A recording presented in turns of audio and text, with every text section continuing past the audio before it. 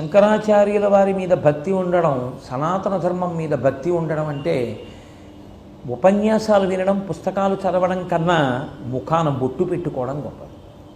ముఖాన బొట్టు పెట్టుకోవడమే చాలా కష్టమైన వాడు ఎన్ని ఉపన్యాసాలు చదివినా, ఎన్ని పుస్తకాలు చదివినా ఒకటి. దానివల్ల ప్రయోజనం ఉంటుంది అని నేను చెప్పలేను, కష్టం. ఒక్క బొట్టు ఒక్కటి పెట్టుకోగలిగితే నువ్వు ఎన్ని వినకపోయినా పర్వాలేదు.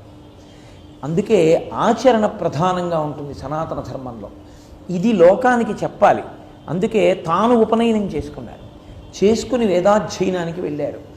బ్రహ్మచార్యములో ఉన్నటువంటి శంకర భగవత్పాదులు బ్రహ్మచారిగా ఉండగా ఆయన గురువుగారి యొక్క మాట ఔదల దాల్చి భిక్ష కొరకు వెళ్ళారు అగ్రహారంలో. శంకరాచార్యుల వారి జీవితంలో అదే ప్రథమ ఘట్టం. ఆ శివగురువు శరీరాన్ని విడిచిపెట్టేశారు శంకరాచార్యుల వారికి చాలా చిన్న వయస్సులోనే. అమ్మగారు వైధవ్యం చేత, వృద్ధాప్యం చేత ఆవిడ బడలిపోయింది. ఆవిడ బాగా కృషించిపోయింది మనిషి. ఉన్నదొక్కగానొక్క కొడుకు. ఆ కొడుక్కి పెళ్లి చేసి కోడలు వస్తే చూసి సంతోషించాలని ఆవిడ కోరిక. ఏ పిచ్చి తల్లికి ఉండదు లోకంలో ఆ కోరిక. ఆవిడ ప్రతిరోజు కాలడి అగ్రహారం నుంచి నడుచుకుంటూ పూర్ణానదికి వెళ్ళి స్నానం చేసేవారు. ఒక పర్వదినం వచ్చింది. ఆవిడ పెద్దవారైపోయారు, దానికి తోడు మనస్సు చితికిపోయింది. కష్టం వచ్చినప్పుడు చితికిపోయినటువంటి మనస్సు వల్ల శరీరమునకు ఉన్నటువంటి బలము కూడా శోషించిపోతుంది. శరీరమునకు బలం లేకపోయినా మనస్సు జవంతో ఉంటే మనిషి చాలా సాధిస్తాడు. మనస్సు చాలా ముఖ్యమైనది. భర్త శరీరాన్ని విడిచిపెట్టిన కారణం చేత అప్పటికే ఆవిడ బాగా శోషించిపోయారు. నా తల్లి శంకరులతో బాధపడ్డారు. ఏమయ్యా పర్వదినం, కానీ అంత దూరం నడిచి వెళ్ళి పూర్ణానదిలో స్నానం చెయ్యాలి, వెళ్ళలేకపోతున్నాను పెద్దదాన్ని అన్నారు. శంకర భగవత్పాదులు ప్రార్థన చేశారు పూర్ణానదిని. అప్పటికి బ్రహ్మచారి, చిన్న పిల్లవాడు, శంకరుల గురించి ఎవరికి తెలియదప్పుడు. అటువంటి రోజుల్లో ఆయన నదినికి నమస్కారం చేశారు. మా అమ్మ అంత దూరం వచ్చి స్నానం చెయ్యలేకపోతాను, కాబట్టి ఓ నది, నీవు నీ ప్రయాణ మార్గాన్ని మార్చుకుని మా ఇంటి ముందు నుంచి వెళ్ళవలసింది అని అడిగారు. పూర్ణానది తన ప్రవాహం దిక్కు మార్చుకుని శంకరాచార్యుల వారు నివసించినటువంటి ఇంటి ముందు నుంచి వెళ్ళింది. అమ్మగారు రోజు వెళ్ళి అందులో స్నానం చేసి వచ్చేవారు. శంకర భగవత్పాదులు సాక్షాత్తు శివావతారమైన అమ్మకి ఎంత గౌరవం ఇవ్వాలో, అమ్మ రుణం ఎంత తీర్చుకోలేనిదో మనకి నేర్పారు శంకర భగవత్పాదులు. మీరు అందుకే శంకరుల జీవితాన్ని జాగ్రత్తగా గమనిస్తే మీకు కొన్ని రహస్యములు అందుతాయి. పితృరుణము, మాతృరుణము అని రెండు మాటలు ఉంటాయి. జన్మతః తండ్రికి రుణపడతాడు, జన్మతః తల్లికి రుణపడతాడు. ఇందులో పితృరుణం తీర్చేసుకోవచ్చు. ఎలా తీర్చుకోవచ్చు అంటే దానికి ఒక ప్రత్యేకమైనటువంటి యాగం ఉంది. ఆ ప్రత్యేకమైనటువంటి యాగాన్ని చేసినటువంటి వాళ్ళు సౌత్రామణి అని ఆ యాగానికి పేరు. చాలా పెద్ద యాగం. ఆ యాగం చేస్తే పితృరుణం తీరిపోతుంది, అమ్మ రుణం తీరదు. అందుకే సన్యాసికి ఒక నియమం ఉంటుంది. సన్యాసికి అందరూ నమస్కారం చెయ్యాలి. అందరూ అన్న మాటలోకి తండ్రి కూడా వచ్చేస్తాడు. సన్యసించిన తరువాత ఆయన కూర్చుని ఉంటే తండ్రి గారు కూడా ఒకవేళ భక్తులతో పాటుగా వరుస క్రమంలో వస్తే తన తండ్రి కూడా, పూర్వాశ్రమ తండ్రి అంటారు, పూర్వాశ్రమంలో తండ్రి ఇప్పుడు సన్యసించినటువంటి వ్యక్తి పాదములకు నమస్కారం చెయ్యాలి. కానీ అమ్మగారు వచ్చారనుకోండి, సన్యసించిన వారు కాదు, పీఠాధిపతులైనా సరే లేచి నిలబడి ఆదరంతో నమస్కారం చేయాలి. ఏదో ఇలా నమస్కారం కాదు, అత్యంత భక్తి శ్రద్ధలతో, అత్యంత ఆదరముతో నమస్కారం చేయాలి. అందుకే అమ్మ విషయంలో మాత్రం మినహాయింపు ఇవ్వలేదు శాస్త్రం. అది సన్యాసికి కూడా ఇవ్వాల. అమ్మ అమ్మే లోకంలో, అమ్మ రుణం తీర్చుకోలేనిది. కాబట్టి సన్యసించిన వ్యక్తికైనా సరే తల్లిగారు వెళ్ళిపోయారు అని తెలిస్తే వెంటనే కట్టుబట్టతో స్నానం చేయవలసి ఉంటుంది. చంద్రశేఖరేంద్ర సరస్వతి నడిచే దేవుడు, కామకోటి పీఠాధిపత్యం వహించిన మహాపురుషుడు అపర శంకర భగవత్పాదులు. అటువంటి మహాపురుషుడు సభ తీర్చి ఉండగా, పండితుల మధ్యలో ఉండగా వారి తల్లిగారు మహాలక్ష్మమ్మ గారు శరీరం విడిచిపెట్టేశారు అని టెలిగ్రామ్ వచ్చింది. వారు అది చదివి ఏమీ తెలియని వారిలా, వారికి తెలియంది ఏం లేదు. ఇంకో శంకరాచార్యులు వారు, పరమాచార్య స్వామి అంటే ఆయన సన్యాసి తల్లి శరీరం విడిచిపెడితే సన్యాసి ఏం చెయ్యాలి అని అడిగారు. స్నానం చెయ్యాలి అన్నారు. వెంటనే పీఠం దిగి వెళ్ళి ఆయన కట్టుకున్న బట్టతో స్నానం చేశారు. అమ్మ అన్న మాటకి అంత గౌరవం ఉంటుంది. అందుకే శంకరాచార్యులు వారు అమ్మగారికి మాట ఇచ్చారు. నీ ప్రాణోత్క్రమణ అవుతున్నప్పుడు అమ్మ నేను వస్తాను, నన్ను తలుచుకో అన్నారు. ఎందుచేత అంటే శాస్త్రంలో ఒక నిబంధన ఉంది. తల్లికి ఒక్కడే కొడుకై ఇక అన్నదమ్ములు లేకపోతే, అక్క చెల్లెళ్ళు లేకపోతే, తండ్రి కూడా లేకపోతే తల్లిని సురక్షితమైన స్థావరములో అనగా మిగిలిన తోబుట్టువులు ఎవరికో అప్పజెప్పి అమ్మ అనుమతి తీసుకుని తప్ప సన్యసించకూడదు. శంకరాచార్యుల వారి విషయంలో ఏమైందంటే తండ్రి గారు లేరు, తోబుట్టువులు లేరు, అమ్మను ఎక్కడప్ప చెప్తారు అని సన్యాసం విషయంలో చాలా పెద్ద ప్రశ్నే వచ్చింది. సన్యసించకపోతే అవతారానికి ప్రయోజనం చెల్లదు. సన్యసిద్దామంటే అమ్మ ఒక్కతే ఉంది, ఎలా? అందుకే శంకరుల జీవితంలో దీన్ని దాటడానికి, అమ్మగారి అనుమతిని పొందడానికి ఆయన ఒక పెద్ద విశేషమే చేశారు. అసలు దీనికి ముందే ఒక ఏర్పాటు జరిగిపోయి ఉండిపోయింది కూడా. ఆయన పూర్ణానదిలో అమ్మతో స్నానానికి వెళ్ళారు. అమ్మగారు ముందు స్నానం చేశారు, చెయ్యి పట్టుకుని అమ్మని మెట్ల మీదకి పైకి ఎక్కించారు. అమ్మ మెట్టు మీద నించున్నారు. శంకరులు నదిలోకి దిగారు, స్నానం చేస్తున్నారు. ఒక మొసలు వచ్చి పట్టుకుంటే ఆయన అన్నారు, అమ్మా నన్ను మొసలి పట్టుకుందమ్మా అన్నారు. పిచ్చి తల్లి ఏం చేస్తుందండి ఆర్యాంబ? లేక లేక లేక లేక పుట్టిన కొడుకు, భర్త వెళ్ళిపోయారు. ఇప్పుడు కొడుకున నీటిలో మొసలి పట్టుకుంది. తాన వృద్ధాప్యంలో ఉంది, ఆడది, ఏం చేయగలదు, రక్షించగలదు? ఆవిడికి ఏ ఆలోచన రాక ఆవిడ చాలా కంగారు పడిపోతున్నారు. అప్పటి వరకు ఆవిడ కొడుకుని పెళ్లి చేసుకోమని అడుగుతున్నారు. శంకరాచార్యుల వారు అన్నారు, అప్పటికి సన్యసించలేదు, ఇంకా బ్రహ్మచర్యం. ఆయన అన్నారు, అమ్మా ఇప్పుడు నేను కానీ ఇలాగే శరీరం విడిచిపెట్టేస్తే మొసలి నోట్లో పడిపోయి అది దుర్మరణము కిందకు వస్తుంది. కాబట్టి నేను ఉగ్రభూతాన్నై తిరుగుతాను గాలిలో, అప్పుడు నేను తరించే మార్గం ఉండదు. కాబట్టి పునర్జన్మ కిందకి లెక్క ఎప్పుడు వస్తుందంటే ఇప్పటికిప్పుడు నేను సన్యసించేస్తే, ఆపత్సన్యాసము అంటారు. సన్యాసం 3 రకాలుగా తీసుకుంటూ ఉంటారు. ఒకటి శాస్త్రీయ సన్యాసము అని హోమాదులు చేసి తీసుకుంటారు. రెండవది మంచాన ఉండిపోయి ఇంకా మృత్యువు దగ్గరికి వచ్చేస్తోంది అన్నప్పుడు తీసుకునే విధానం ఒకటి ఉంటుంది. మూడవది ఆపత్సన్యాసం అంటారు. అంటే ఇంకప్పుడు అవకాశం ఏమి ఉండదు, అప్పుడు అక్కడే నిలబడి సన్యస్తోహం, నేను సన్యసించాను అని ప్రేషమంత్రం చదువుతారు. ప్రేషమంత్రం అంటే ఇక నా వలన ఏ భూతమునకు భయం ఉండదు లోకంలో. కాషాయం కట్టుకుని సన్యసించాను కాబట్టి నా వలన ఏ భూతము బాధపడదు. ప్రపంచంలో ఎవరిని చూసైనా భయపడవలసిన అవసరం ఉంటుందేమో కానీ సన్యాసిని చూస్తే భయపడక్కర్లేదు అని చెప్తోంది సనాతన ధర్మం. ఎందుకంటే సన్యాసి అన్నీ విడిచిపెట్టేశాడు కాబట్టి ఎవరిని బాధ పెట్టే ఉద్దేశ్యము ఇక ఆయనకి ఉండకుండా ఉండాలి. కాబట్టి అలా ఉంటే సన్యాసి. కాబట్టి ప్రేషమంత్రం చదివి నేను ఏ భూతము పట్ల అమర్యాదతో ప్రవర్తించను, ఇక నా వలన ఏ భూతమునకు భయం లేదు అని అమ్మా నేను మంత్రం చెప్తే పునర్జన్మ, నా శరీరం అక్కడతో నేను వదిలిపెట్టేసి కొత్త జన్మలోకి వెళ్ళిపోయినట్టు. నేను అలా సన్యసిస్తే 21 తరాలు తరిస్తాయి. కాబట్టి ఒకవేళ నన్ను మొసలి తినేసినా సన్యసించేశాను కాబట్టి సన్యాసిని తినేసింది, అప్పుడు నువ్వు తరిస్తావు. నేను మొసలి నోట్లో పడిపోయినా బాధ లేదు. ఒకవేళ మొసలి నన్ను వదిలిపెట్టేసింది అనుకో, ఎందుకంటే పునర్జన్మ కిందకు వచ్చేసాను కాబట్టి, ఇంకో జన్మలోకి వచ్చేసాను కాబట్టి ఆ జన్మలోకి వచ్చినటువంటి ప్రమాదం తప్పిపోయింది. ఎందుకంటే ఆ జన్మ పడిపోతాయంతో సన్యసించేస్తే అంతే.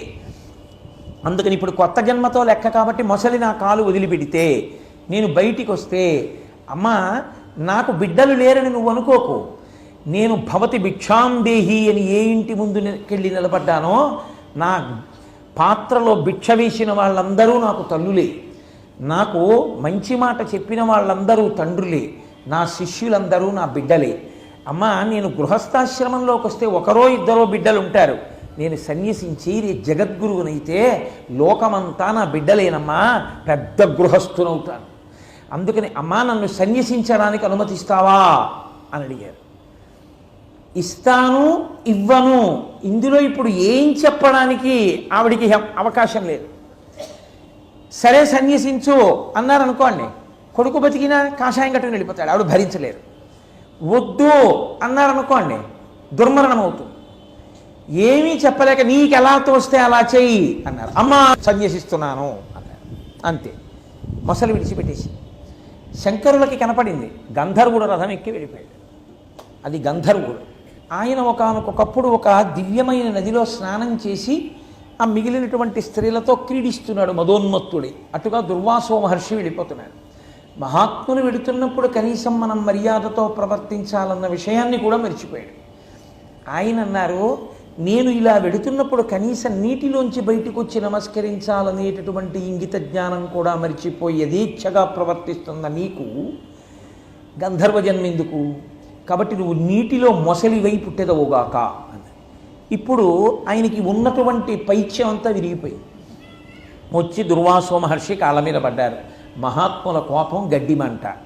కాబట్టి వెంటనే దుర్వాసో మహర్షి అన్నారు, నీవు నీటిలో మొసలివై ఉండి ఏనాడు పరమేశ్వరుడి పాదం పట్టుకుంటావో ఆనాడు నీకు శాప విమోచనం అన్నారు.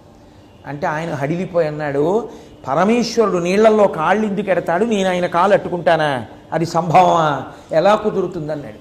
నీకెందుకు ఆబెంగా? వస్తాడు ఒకనాడు పరమేశ్వరుడు భూమండలం మీదకి. ఏ రూపంలో వస్తాడు నీకు అనవసరం. వచ్చి నదిలో దిగుతాడు. దిగినప్పుడు ఆయన కాలు పట్టుకుంటావు, పట్టుకున్నప్పుడు నీకు శాప విమోచనం.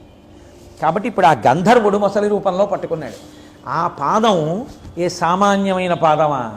సాక్షాత్ పరమశివుని యొక్క పాదం. ఆ పాదం అదే నిరూపిస్తోంది శంకరాచార్యులు వారు సాక్షాత్ పరమశివ అవతారం అని.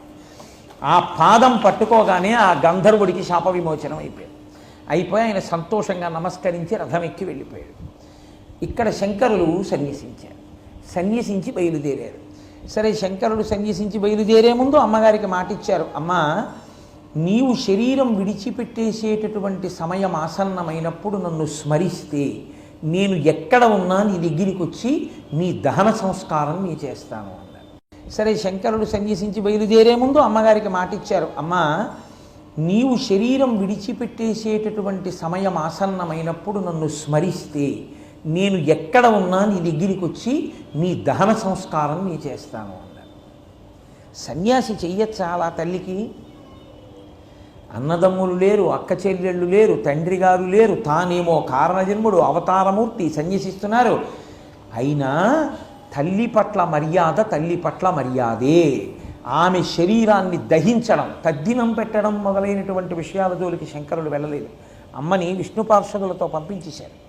కాబట్టి అమ్మా నీ దహన సంస్కారం నేను చేస్తానమ్మా అన్నారు. ఆఖరణ వచ్చారు కూడా. వచ్చి అమ్మగారికి దహన సంస్కారం చేశారు.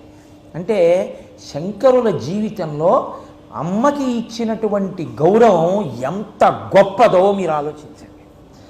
అమ్మకి ఇంత గౌరవం ఇచ్చినటువంటి జాతి. సన్యాసి కూడా అమ్మని అంత గౌరవించాలి అని చెప్పిన జాతి. అమ్మ అంటే పరదేవతయే అని చెప్పిన జాతి. అమ్మకి ప్రదక్షిణం చేసినా, అమ్మకి నమస్కారం చేసినా, కాశీయాత్ర చేసినట్టు, రామేశ్వరంలో 100 మాటలు స్నానం చేసినట్లు అని చెప్తున్నాయి. అటువంటి అమ్మని అవాకులు చవాకులు అనడం, అమ్మ పెద్దదైపోతే అనాథ శరణాలయాల్లో చేర్పించడం, దేశానికి ఏదో పెద్ద ఉద్ధరణ చేసేస్తున్నట్టు 4 రూపాయలు ఉండేటప్పటికీ వృద్ధాశ్రమాలు పెట్టి అక్కడ వృద్ధుల్ని చేర్చండి అని ఒక కొత్త రకమైన ప్రబోధాన్ని లోకంలోకి తీసుకెళ్ళడం ప్రమాదకరమైన పోకడ. శంకర విజయాలు నేర్పండి పిల్లలకి, శంకర విజయాలు ప్రచారం చెయ్యండి, శంకర విజయాలు ప్రవచనం చెయ్యండి, శంకరాచార్యుల వారి జీవితం నేర్పండి. ఏ పిల్లవాడు ఏ తల్లిని అనాథ శరణాలయంలో చేర్పించడం. ఉన్న వృద్ధాశ్రమాలు మూతబడిపోవాలి తప్ప కొత్త వృద్ధాశ్రమాలు రావలసిన అవసరం ఈ జాతికి ఉండకూడదు. అలా ఉండకూడదు అంటే శంకర విజయాలు లాంటి వాటి యొక్క యథార్థ స్వరూపాన్ని మనం తెలుసుకోవాలి. అమ్మకి అన్నం పెడుతున్నాననకూడదు, అమ్మ చేతి అన్నం తింటున్నాననాలి. అమ్మని సేవించిన వాడెవరో వాడు అన్ని పూజలు చేసినవాడి, వాడికి పరిపూర్ణమైన ఈశ్వరానుగ్రహం ఉంటుంది. అమ్మ ఉండడమే జీవితంలో గొప్ప వరం. అమ్మ ఒక్కటుంటే చాలు. అమ్మ చేతితో తిన్న అన్నం అమృతం. అమ్మకి చేసిన నమస్కారం చాలు, పరదేవతకి చేసిన నమస్కారం. అమ్మ ఆశీర్వచనం చాలు, 33 కోట్ల మంది దేవతల ఆశీర్వచనం. అటువంటి అమ్మ జీవితంలో వెళ్ళిపోవడమే అత్యంత బాధాకరమైన విషయం, దురదృష్టం, దరిద్రం. అటువంటి అమ్మని ఎంత గౌరవించాలో నేర్పడం మానేసి అమ్మ మీద అక్కర్లేని హాస్యాలు చేయడం, అమ్మని కూడా చూడకూడనటువంటి రీతిలో చూసి, అసలు ఈ దేశానికి మదర్స్ డే అన్న మాట ఒకటి ఉందండి ఎప్పుడైనా? అమ్మని తలుచుకోవడానికి ఓ రోజా? అమ్మని బతికున్నంత కాలం కాదు, సన్యసించిన తరువాత కూడా అమ్మ కనబడితే లేచి నమస్కరించమని చెప్పినటువంటి దేశంలో అమ్మని గౌరవించడానికి ఒక రోజు కేటాయించవలసిన దౌర్భాగ్య సంస్కారం మనం నేర్చుకోవడమా? శంకర విజయాలు చదువుకోవాలి, శంకర విజయాలు ప్రచారం చెయ్యాలి. ప్రచారం చేస్తే తల్లిని ఎంత గౌరవించాలో, తల్లి పట్ల ఎంత మర్యాదతో ఉండాలో మనకు అర్థమవుతుంది. శంకరాచార్యుల వారు తన జీవితంలో కొన్ని ప్రకటనంగా చెప్పారు, కొన్ని దేశానికి ఆదర్శం నేర్పాలి కాబట్టి ప్రకటనంగా నోరు విప్పి వాదన రూపంలో కాకుండా కేవలం తన ప్రవర్తన చేత నిరూపించారు. గురువు పట్ల ఎంత గౌరవంగా ఉండాలో నేర్పినది శంకర భగవత్పాదులే. ఆయన చూడకూడనిది చూస్తే గురువుగారి పేరు తలుచుకునేవారు. పరమేశ్వరుడు ఆయన సాక్షాత్తుగా, ఆయనకు అవసరమా గురువుగారు? కాదు. గురువుగారు లేని విద్య గుడ్డి విద్య. కాబట్టి గురువుని ఎంత గౌరవించాలో మనకి శంకర భగవత్పాదులు నేర్పారు. అందుకే వెతుక్కుంటూ వెళ్ళారు గోవింద భగవత్పాదుల కోసం. మహానుభావుడు అంతర్ముఖుడై ఉన్నాడు. నర్మదా నది పెద్ద ప్రవాహంతో ముంచెత్తుతుంటే అందరూ గోవింద భగవత్పాదులు గుహ దగ్గరికి వచ్చారు. ఆయన మహాత్ముడు, ఏమైనా పరిష్కారం చెయ్యగలరని. ఆయన అంతర్ముఖులై ఉన్నారు. శంకరాచార్యుల వారు వెళ్ళారు. అప్పటికి ఆపసన్యాసం తీసుకుని, ఇంకా శాస్త్రీయ సన్యాసం తీసుకోలేదు, గురువుగారి దగ్గర తీసుకోవాలి మహావాక్యోపదేశమును. వెళ్ళి నిలబడితే నర్మదా నది వచ్చేస్తోంది, విపరీతమైన ప్రవాహంతో వరద. చుట్టూ ఉన్న వాళ్ళు ఆయన తేజస్సుని చూసి, నాయనా ఈ వరద ఆపు అన్నారు. ఇలా అన్నారంతే శంకరులు. అలా నిలబడింది ప్రవాహం. కమండలం చూపించి ఇందులోకి రా అన్నారు. మొత్తం వరద నీరంతా నర్మదా నది జలాలన్నీ ఆయన కమండలంలోకి వచ్చాయి. బహిర్ముఖులయ్యారు గోవింద భగవత్పాదులు. అడగాలి కాబట్టి అడిగారు. కస్త్వం దశశ్లోకి అప్పుడు వచ్చింది. 10 శ్లోకాల్లో చెప్పారు, నేను కేవలముగా శివస్వరూపాన్ని, అంటే శిష్యస్వరూపంగా, నేను ఈ కాళ్ళు కాదు, చేతులు కాదు, మాంసం కాదు, సప్తధాతువులు కాదు, నేను కేవలము శివస్వరూపాన్ని, ఆత్మ చైతన్యాన్ని, అంతే. మహావాక్యోపదేశం చేశారు మహానుభావుడికి. శాస్త్రీయ సన్యాసం ఇచ్చారు, పేరు మాత్రం అంతే. ఎందుకంటే శంకరోతి ఇది శంకర, లోకానికి సుఖాన్ని చూపించడానికి, ధర్మాన్ని నేర్పడానికి వచ్చిన వ్యక్తికి పేరు మారిస్తే ఎలా? అందుకే సన్యాసానికి పూర్వాశ్రమంలో, సన్యాసాశ్రమంలో కూడా ఒకే పేరుతో ఉన్న వ్యక్తి శంకర భగవత్పాదులు. ఆయనకి ఆ పేరు మాత్రం అలాగే ఉండిపోయింది. అటువంటి శంకర భగవత్పాదులు అమ్మగారి పట్ల అంత గౌరవం చూపించారు, గురువు గారి పట్ల అంత గౌరవం చూపించారు. సచ్చిదానంద శివాభినవ నరసింహ భారతీ స్వామి వారు శృంగగిరి పీఠాధిపత్యం వహించారు. మహానుభావుడు ఆ రోజుల్లో అది ఒక ఎస్టేట్లో ఉండిపోతే వెతికి వెతికి వెతికి వెతికి ఆయన దివ్య దృష్టితో ఆయన తపస్సు చేసి ఆయన తెలుసుకున్నారు, అక్కడ ఉంది శంకరులు పుట్టిన ఇల్లని తెలుసుకుని ఆ భూమి బహుమానంగా ఇచ్చేశారు. ఆ జమీందార్ ఇచ్చేస్తే శంకరాచార్యుల వారు ఏ గదిలో పుట్టారో ఆ గది కూడా ఇప్పటికీ ఉంది. ఎక్కడ శంకరాచార్యుల వారు తన తల్లిగారికి చిట్ట చివరి సంస్కారం చేశారో ఆ సమాధి కూడా ఉంది. శంకరాచార్యుల వారు తీసుకొచ్చిన పూర్ణానది వారి ఇంటి ముందు నుంచి ప్రవహిస్తూ మీకు కనపడుతుంది. శంకరులు స్నానం చేసినప్పుడు వారి కాలిని మొసలు పట్టుకున్నటువంటి రేవు కూడా ఉంది. పూర్ణానది మధ్యలో ఉండేవాడు కృష్ణుడు. వాళ్ళ కులదైవం, శంకరాచార్యుల వారి కులదైవం కృష్ణ పరమాత్మ. చాలామంది అక్కర్లేని విషయాల ప్రచారం, శంకరాచార్యుల వారు అంటే ఏదో ఆయన విష్ణుద్వేషి అన్నట్టుగా మాట్లాడుతుంటారు.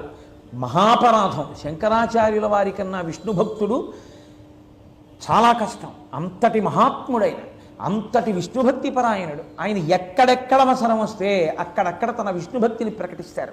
సౌందర్యలహరి చేస్తూ కూడా ఆయనకి వెంటనే అవసరం ఉన్నా లేకపోయినా ఒక్కసారి విష్ణు భగవానుడు జ్ఞాపకం వస్తే దంష్ట్రా మురరిపువరాహస్య భవతి అంటారు.